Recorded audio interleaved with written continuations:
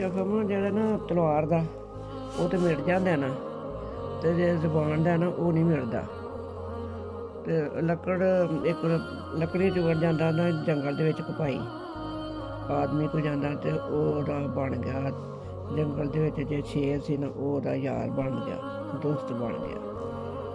ਉਹ ਜਦੋਂ ਜਾਵੇ ਘਰੇ ਤੋਂ ਆਪਣਾ ਇਕੱਠੇ ਬਹਿਣ ਬੂਣ ਕਰਨ ਅਤੇ ਉਦੋਂ ਆਪਸ 'ਚ ਖੇਡਣ ਵੀ ਕਰਨ। ਉਹ ਇੱਕ ਦਿਨ ਗਿਆ ਨਾ ਤਾਂ ਫਿਰ ਆਖਣ ਲੱਗਾ ਵੀ ਯਾਰ ਮੈਂ ਤੇਰੀ ਦਾਵਤ ਕਰਨੀ ਹੈ। ਆਖਣ ਲੱਗਾ ਚੁੱਪ ਕਰ ਰਿਹਾ, ਚਲੋ ਠੀਕ ਹੈ।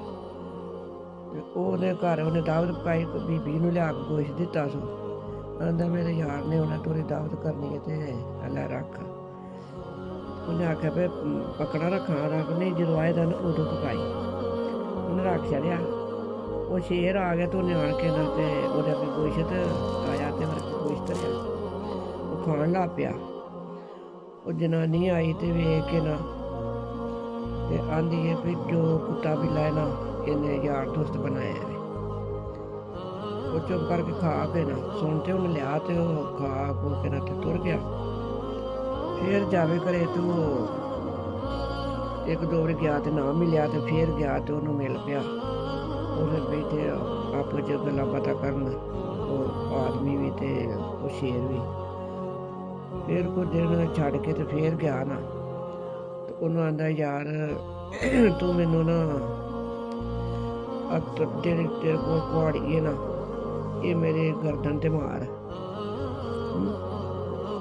ਉਹ ਆਂਦਾ ਵੀ ਮੈਂ ਯਾਰ ਕਿਉਂ ਤੈਨੂੰ ਮਾਰਾਂ, ਤੂੰ ਮੇਰਾ ਐਡਾ ਅੱਛਾ ਦੋਸਤ ਹੈ, ਤੂੰ ਹੋਰਨਾਂ ਨੂੰ ਵੀ ਆਖ ਛੜਿਆ ਵੀ ਜਾਨਵਰਾਂ ਨੂੰ ਵੀ ਇਹਨੂੰ ਨਹੀਂ ਕੁਛ ਆਖਣਾ, ਮੇਰਾ ਯਾਰ ਹੈ ਅਤੇ ਮੈਂ ਤੈਨੂੰ ਮਾਰ ਛੜਾ ਨਹੀਂ ਅਤੇ ਹੋਰ ਤੂੰ ਯਾਰ ਬਣ ਗਿਆ ਤੂੰ ਹੋਰ ਮੈਨੂੰ ਖਾਈ ਛੱਡਣਾ। ਤਾਂ ਆਂਦਾ ਵੀ ਤੂੰ ਮੈਂ ਕਾਹਨੂੰ ਤੈਨੂੰ ਮਾਰਾਂ। ਉਹ ਆਂਦਾ ਨਹੀਂ ਨਾ ਮਾਰੇ ਤਾਂ ਮੈਂ ਤੈਨੂੰ ਖਾਈ ਛੱਡਣਾ ਅਤੇ ਤੈਨੂੰ ਮਾਰਨਾ ਪੈਣਾ, ਤੂੰ ਮੈਨੂੰ ਮਾਰ। ਉਹਨੇ ਫਿਰ 3-4 ਕੁਹਾੜੀਆਂ ਉਹਨੂੰ ਮਾਰ ਦਿੱਤੀਆਂ, ਉਹਦਾ ਖੂਨ ਨਿਕਲਣ ਲੱਗ ਪਿਆ। ਉਹ ਖਾ ਖੋ ਕੇ ਕੁਹਾੜੀਆਂ 'ਤੇ ਤੁਰ ਗਿਆ। ਫਿਰ ਇਹ ਪਿੰਡ ਆ ਗਿਆ ਆਪਣੇ ਘਰ।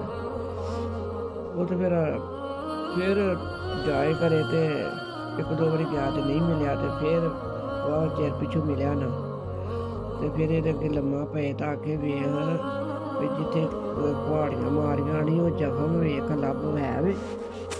ਉਹ ਆਂਦਾ ਵੀ ਉਹਨੇ ਵੇਖਿਆ ਵੋਖਿਆ ਤਾਂ ਆਂਦਾ ਯਾਰ ਕੋਈ ਨਹੀਂ ਜ਼ਖਮ ਵਿੱਚ ਤੈਨੂੰ ਕੋਈ ਨਜ਼ਰ ਹੀ ਨਹੀਂ ਹੁੰਦਾ, ਮਿਟ ਗਿਆ ਵੀ।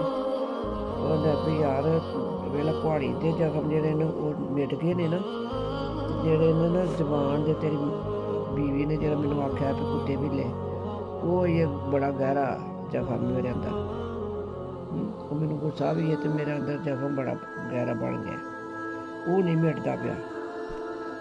ਅਤੇ ਉਹ ਫਿਰ ਆਖਣ ਲੱਗਾ ਵੀ ਚਲੋ ਬੀਵੀ ਨੇ ਉਹਨੇ ਇਸ ਤਰ੍ਹਾਂ ਗੱਲ ਆਖ ਦਿੱਤੀ ਤਾਂ ਆਖਣੀ ਨਹੀਂ ਚਾਹੀਦੀ।